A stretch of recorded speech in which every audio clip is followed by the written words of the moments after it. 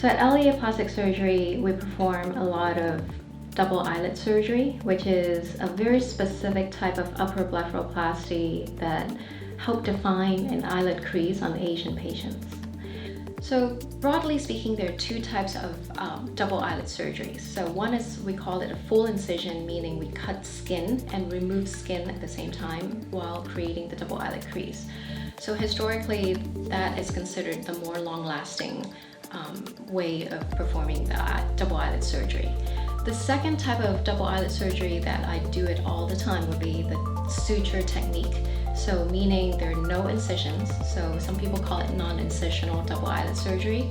And all I do is to run a suture, a fine caliber suture along the length of the eyelid to create the crease without cutting any skin. So this is more appropriate for younger patients who don't have a lot of excess skin and patients who have relatively thin eyelid soft tissue. So some people, it can last for forever. Some people maybe 2 to 5 years. Average, actually, I see it lasts for a long time. So it's really rare that it unravels, especially with a newer technique. The technique I learned is actually from Korea. It's a 6-point suture method.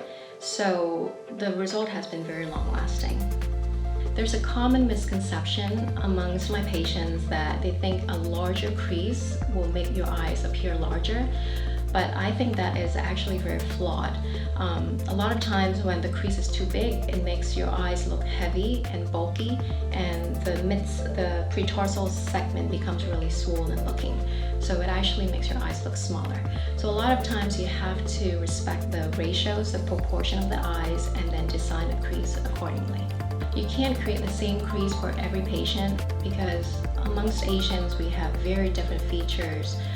Chinese, Koreans, Japanese, Vietnamese patients, Filipino patients, they all have different eyelid shape. So for that reason, I believe that it has to be customized to the patient, and you have to take into consideration the rest of the facial features as well.